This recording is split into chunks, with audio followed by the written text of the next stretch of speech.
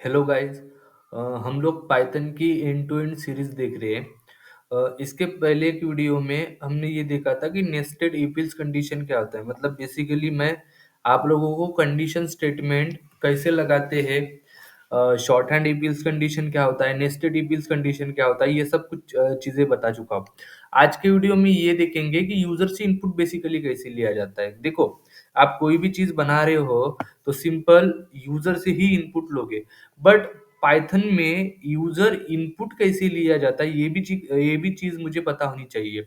तो देखो, पाइथन के अंदर ना बहुत सारी चीजें बनाने के लिए या यूज करने के लिए basically built in function use किए जाते हैं। ठीक है, बहुत सारे बिल्ट इन फंक्शन यूज किए जाते हैं। अभी ये बिल्ट इन फंक्शन बेसिकली होता क्या है, तो ऐसे लॉजिक या ऐसा फंक्शन है या ऐसा लॉजिक जिसमें ऑलरेडी कोड किया गया है और जिसका यूज आप किसी पर्टिकुलर चीज के लिए कर रहे हो। ठीक है, वैसे ही बिल्ट इन फंक्शन में एक और फंक्शन होता है जिसका नाम होता है इनपुट फंक्शन। ठीक है, इनपुट फंक्शन। देखो, इसके नाम से ही समझ में आ रहा है ये बेसिकली क्या आपको क्या देगा। तो ये आपको इनपुट किसी भी यूजर से लाने के लिए आपको हेल्प करता है। देखो, तो ये इनपुट फंक्शन यूज करके हम सिंपल क्या कर सकते हैं, यूजर से इनपुट लेंगे। अभी ये इनपुट फंक्शन कैसे इनपुट देता है, क्या देता है, यही आज की वीडियो में देखिए। ठीक है, चलिए तो स्टार्ट करते हैं। देखो, तो इनपुट फंक्शन लेना है तो पाइथन में आपको ये पता होगा या किसी भी प्रोग्रामिंग लैंग्वेज में पता होगा कि हम कोई भी डेटा ये वेरिएबल्स में लेते हैं। जैसे कि a इज इक्वल टू एक वेरिएबल है and b is equal to b variable है। मुझे ना इन दोनों में वेरिएबल में से कौन सा वेरिएबल बड़ा है ये दिखाना है। अभी ये बड़ा दिखाना है तो सबसे पहले मुझे यूजर से इनपुट लेना पड़ेगा। तो मैं क्या कर देता हूँ, इन दोनों के सामने यूजर इनपुट लिख देता हूँ, लाइक इनपुट, और यहाँ पे भी मैं क्या लिख दूंगा, इनपुट। देखो, ये दोनों फंक्शन लिख दी। चलो मैं ना पहले आपको एक फंक्शन के साथ दिखाता हूँ और मान लीजिए प्रिंट करता हूँ मैं ए। ठीक है, अभी ये इनपुट फंक्शन यूजर से कोई ना कोई इनपुट मांगेगा इस ए के लिए। ठीक है, जैसे ही इसमें इसको रन किया, आप यहाँ पे देखो आपको यूजर क्या मांग रहा है, यूजर को इनपुट मांग रहा है। अभी ये सेल तब तक बंद नहीं होगा जब तक आप यूजर से इनपुट नहीं दे देते। देखो यहाँ पे भी ना ये घड़ी वाला साइन दिख रहा है, यहाँ पे भी स्टार आ गया, इसके मीनिंग ये वाला सेल कंटिन्यू रन होते जाएगा जब तक आप वैल्यू नहीं देते। जैसे मैं 56 दे दिया, इसको इंटर दबाया, यहाँ पे देख सकते हो आप, यहाँ पे वैल्यूज क्या होगी हमारी, इंटर होके आ गई। ठीक है, मतलब इस चीज को मैं सिंपली रन करता हूँ, जैसे कि पाइथन दिया, इंटर किया तो ये पाइथन आ गया। ठीक है, तो इस तरीके से सिंपल आप यूजर से इनपुट ले सकते हो। बट फिर से एक क्वेश्चन आता है कि मैं a इज इक्वल टू बनाया, b इज इक्वल टू फिर से एक इनपुट लेता हूँ और प्रिंट कर देता हूँ b को, इंटर दबाया। आप देखो यहाँ पे ये नंबर मांग रहा है, यहाँ पे मैंने 34 दे दिया, यहाँ पे 34 आ गया। ठीक है, क्वेश्चन सिंपल ये आता है, यहाँ पे ऊपर मैंने पाइथन दिया था, यहाँ पे मैंने ये 34 दिया था।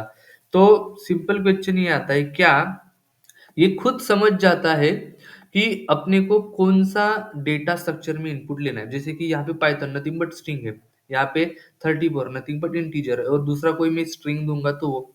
ठीक है, तो यहाँ पे सिंपल ये इस क्वेश्चन का आंसर है, ये कभी भी आपको ये समझता नहीं कि कौन से इसमें इनपुट आ रहा है या कौन सा, ये हमेशा बाय डिफॉल्ट स्ट्रिंग में ही आंसर देगा। ठीक है, मतलब स्ट्रिंग में ही आंसर देगा, मतलब जो भी ये डेटा स्ट्रक्चर आ रहे हैं। जैसे कि मैं फिर से एक बनाता हूँ कि user input is equal to input और इनपुट फंक्शन, और आपको पता होगा एक बिल्ट इन फंक्शन है जिसका नाम होता है टाइप।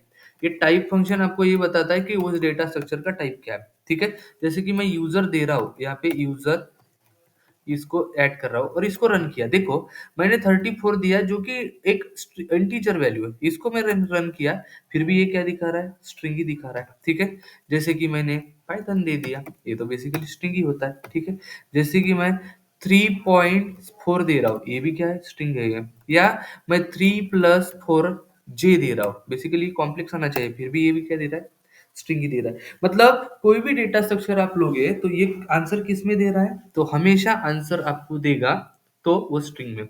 फिर मैं कैसे चेंज करूंगा, देखो, जिस किसी को टाइप कास्टिंग ये टॉपिक आता है अगर नहीं आता है तो आप मेरे प्लेलिस्ट में देख सकते हो, आपको टाइप कास्टिंग वाला एक वीडियो मिल जाएगा, जिसमें मैंने सिंपल बताया है कि बेसिकली एक डेटा स्ट्रक्चर को दूसरे इसमें कैसे कन्वर्ट करते हैं, ठीक है?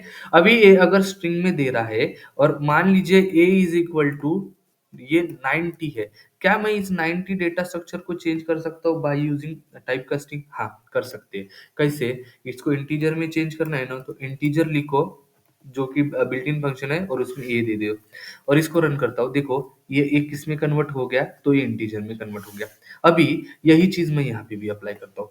अगर आपको यूज़र से इनपुट लेते टाइम इंटीजर लेना है, तो मैं क्या बोल दूँगा कि इंटीजर और उसको यूज़र दे दूँगा, ठीक है? मतलब यूज़र से इनपुट लेना है और इसको मैं किसी एक वेरिएबल में शो करवा देता हूँ। अभी इसका मैं अगर टाइप निकालूँ, तो यहाँ पे आप देखो कि इसका टाइप आपको क्या दिखा रहा है, कि जो भी नंबर दिया, ये बता रहा है इंटीजर, मतलब ये इंटीजर में कन्वर्ट हो गया। बट बेसिकली यहाँ पे और एक चीज़ देखो, ये थोड़ा-सा लंबा नहीं हो गया क्या? कि पहले यूज़र से इनपुट ले रहे हो, फिर उसको इंटीजर में चेक कर रहे हो, फिर यूज़ कर रहे हो। क्या मैं ऐसा नहीं कर सकता इस इनपुट को ही डायरेक्टली इधर डाल दूँ? बराबर ना? तो मैं इसी चीज़ को लिखते टाइम क्या करूँगा कि यूज़र से तो इनपुट लूँगा, जो कि क्या फंक्शन होगा? इनपुट, और इस चीज़ को ही डायरेक्टली मैं इंटीजर में डाल दूँगा, मतलब जिस डेटा स्ट्रक्चर में डालना है, ठीक है?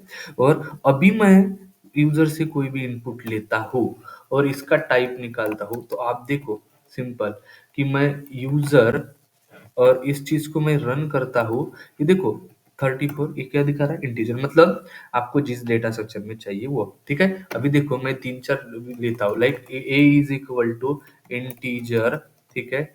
इनपुट एंड सिंपल ये, ठीक है? फिर बी इज़ इक्वल टू, अगर फ्लोट लेना है तो फ्लोट, ठीक है?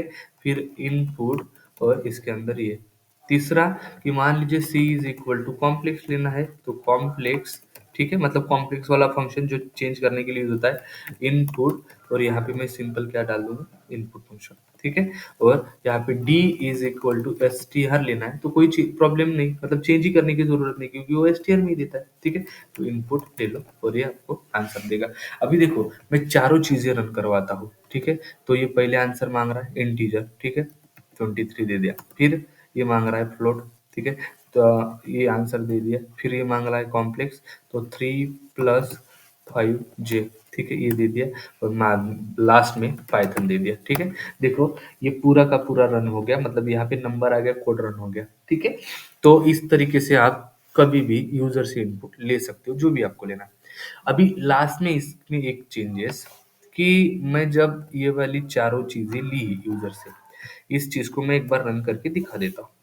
इस चीज़ को मैंने रन किया, तो आप एक देख सकते हो कि पहली बार ने 3 इनपुट इसने माँगा मुझे, बट समझा क्या किसके लिए माँग रहा है? नहीं।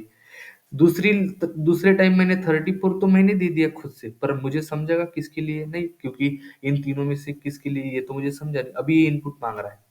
अभी आपको समझ रहा है? तीनों में से किसके लिए माँग रहा है? नहीं समझ में आ रहा है बेसिकली, ठीक है? मैं तो कुछ भी दे रहा हूँ, लाइक 4 प्लस 5j, मतलब मेरे को तो पता नहीं किसके लिए है। अभी यहाँ तो मेरे को सीक्वेंस दिख रहा है इसलिए, बट यूज़र को तो बेसिकली ये चीज़ें दिखती है ना, तो उसको थोड़ी पता है कि किसके लिए देना है, ठीक है? और लास्ट में ये देखो, इसको सिर्फ़ इतना दिख रहा है, तो मतलब उसको किसके लिए इनपुट देना है ये पता ही नहीं चल रहा है, ठीक है? और मैं अगर एंटर करता हूँ तो यहाँ पे ये आ रहा है, ठीक है? वैल्यू आ रही है। अभी आप अगर अच्छे से सोचो, तो हम कोई भी अगर यूज़र इनपुट देते हैं किसी फॉर्म में, कहीं पे इंस्टाग्राम पे या किसी भी जगह पे, तो हमेशा वहाँ पे मेंशन होता है कि ये इनपुट किस लिए जा रहा है या किसके लिए माँगा जा रहा है, बराबर? तो वो कैसे करें? तो आप लोगों ने अगर कमेंट्स ये टॉपिक पढ़ा होगा, तो हम क्या करते थे, जो भी बिल्ट इन फंक्शन होता है, जैसे कि प्रिंट, इसके अंदर में हम कमेंट लिख सकते हैं, like we are learning Python, मान लीजिए ऐसे लिख दिया, इसको रन किया, तो ये एज़ इट इज़ आपको क्या हो जाता है, वैसे के वैसे आ जाता है, बराबर? एज़ इट इज़, ठीक है? यही चीज़ सेम हम इनपुट फंक्शन के साथ यूज़ करेंगे, ठीक है? मैं यहाँ पे इनपुट माँग रहा हूँ ना, तो मैं यहाँ पे सिंपल ये चीज़ इनपुट के अंदर कमेंट डाल दूँगा, ठीक है? कमेंट क्या डाल दूँगा कि मैं बोलूँगा कि inter inter integer value for a, ठीक है? जस्ट ऐसे ही, ठीक है? दूसरा मैं बोल रहा हूँ कि enter float value for b. ठीक है, और यहाँ पे मैं बोल रहा हूँ कि inter inter complex value for C, और यहाँ पे लास्ट में मैं क्या बोल रहा हूँ, गिव स्ट्रिंग वैल्यू। ठीक है, गिव स्ट्रिंग वैल्यू। और इस सभी के सभी चीजें मैं प्रिंट करवा देता हूँ यहाँ पे, लाइक प्रिंट ए। ठीक है, और इसी चीज को मैं एक तीन, like a b c and d को प्रिंट कर। अभी देखो सिंपल इसको रन किया। अभी मेरे को एक बात बताओ, जब यूजर ये इनपुट मांग रहा है, ठीक है, यूजर से इनपुट अभी समझ में आ रहा है ना किसके लिए दे रहा है, like inter integer value for a, उसको समझ में आ रहा है इंटीजर वैल्यू देना है। ठीक है, दूसरा enter float value for b, float value तो मैं फ्लोट वैल्यू दूंगा। ठीक है, enter complex value for c, मैं 4+3 जी बोल रहा हूँ।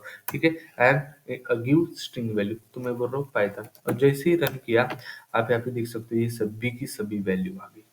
ठीक है, and this is nothing but input function, जो कि आपको हेल्प करता है यूजर से इनपुट लेने के लिए। ठीक है, आई होप ये वाले वीडियो में मैंने जो भी आपको अभी पढ़ाया है वो आपको पूरी तरीके से समझ में आया होगा। ठीक है, कुछ भी प्रॉब्लम लग रहा है मुझे कमेंट बॉक्स में वैसे बता सकते हो। ठीक है, मैं और ऐसे ही वीडियो आपके लिए लाता रहूंगा, और जो पाइथन की सीरीज अपन चल रहे हैं वो कंटिन्यू करेंगे। ठीक है, चलिए, थैंक यू सो मच।